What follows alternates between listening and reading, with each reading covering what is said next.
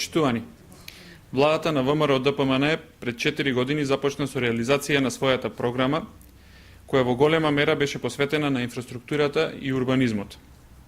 За 4 години се реализираа низа на проекти и се спроведоа реформи со цел на граѓаните на Република Македонија да им се доближат европските стандарди на живот. Пред 4 години токму овие области беа синоним за криминал и нетранспарентна работа или беа сосема неоправдано запоставени. Во претходните влади на СДСМ се продаваше градежно земјиште за екстремно ниски цени во непосредна спогодба. А при тоа не се инвестираа средствата во изградба на комунална и патна инфраструктура која е неопходна за современо живење на сите граѓани. Токму во времето на владењето на СДСМ од необјасними причини се обструираше либерализацијата на телефонијата и не се превземаа мерки во информатизација на работата на институциите. Очигледно, таквата статус-кво состојба во сферата на урбанизмот и инфраструктурата одеше во прилог на нетранспарентните пазари во 4 очи. Еден од најважните приоритети кои ги постави оваа влада беше подобрувањето на инфраструктурата во Република Македонија. Во овој период изграден е патот до Бошков мост, а веќе во тек е изградба на патната делница Радовиш-Струмица, патната делница Смрдлива вода скијачки центар Кожев, како и последната делница од коридорот 10 Смоквица-Демиркапија. Започнати се проекти за изготвување на идеен проект за реконструкција и проширување на поважните патни делници, како што се Велес-Штип Делчево граница, Велес-Прилеп Битола Ресен Охрид Струга граница, за делницата Велес-Штип Делчево до граница, за делницата од Велес до Прилеп, а се планира изработка на главни проекти за овие делници во 2011 година, пошто ќе започне и физичка реализација на овој проект.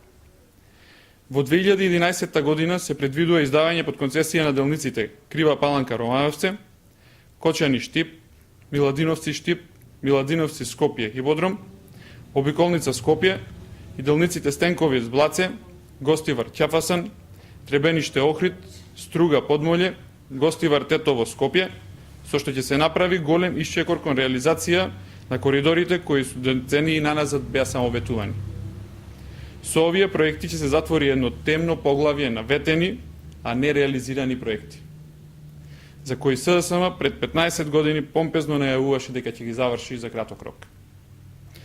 Веќе се издадени под концесија аеродромите Свети Апостол Павле и Александар Велики во Скопје. Се работи на привлекување нискотарифни авиопревозници. Во многу кус период се очекува да почне да оперира компанијата Хелветик која најави влез на пазарот.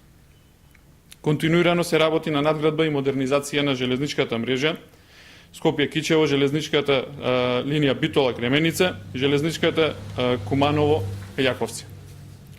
Овие 4 години се започна со изградба на стамбени објекти, социјални станови. Вкупната вредност на овој проект изнесува 50,7 милиони евра.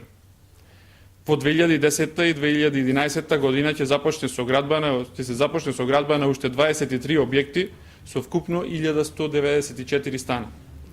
Во 2012 година ќе завршат со градба сите стамбени објекти или вкупно 1491 стан.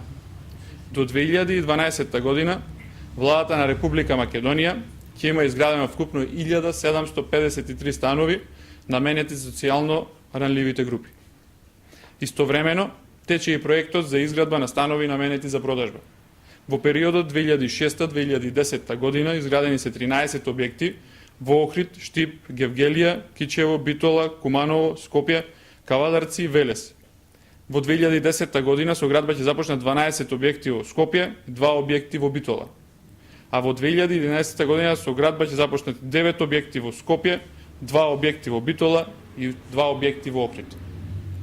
На планот на гасификацијата предвидено е фазно гасифицирање во Република Македонија, зашто во 2010 година ќе заврши изработката на физибилити студијата за гасоводен систем во Република Македонија со идеен проект. Во периодот 2011-2015 година предвидена е изградба на магистралните траси Клечосе Штип Кавадарци, Кавадарци Прилеп Битола и Скопје Тетово Гостивар со должина од 76,6 км. Владата на Република Македонија ги заврши градежните активности за санација на долгогодишните проблеми околу слечиштата во населеното место Ракотинци, општина Сопиште, во населбата Рамина во Велес и слечиштето во селото Ѓермо во Тетовско. Од поважните проекти би го истакнале проектот за водоснабдување на 8 општини во Македонија, кој што е во тек на реализација. Негова цел е обезбедување на одржливо снабдување со вода за пиење во населението во 8 општини: Битола, Гевгелија, Гостивар, Кавадарци, Кочани, Неготино, Радовиш и Тетово. Денес, после 4 години, работите во многу нешта се изменети. Иако се уште постои простор да се работи и да се реализира. Сепак, останува фактот дека владата, предводена од ВМРО ДПМН, успеа да го либерализира пазарот на фиксната телефонија и да воведе трет мобилен оператор. Со тоа, овие услуги станаа попристапни и поевтини за граѓаните на Република Македонија. И тоа за 60% пониски цени за меѓународните и локалните разговори во фиксната телефонија, до 15% поевтини разговори во мобилната телефонија. Ова несомнено говори дека оваа влада, предводена од ВМРО ДПМН, има слух за потребите на граѓаните на Република Македонија. Тоа говори дека за неполни 4 години се зафати со решавање на многу инфраструктурни и урбанистички проекти кои директно го засегаа животот на обичните жители. ВМРО ДПМН и понатаму ќе остане посветена на работата на проекти кои се во интерес на граѓаните на Република Македонија.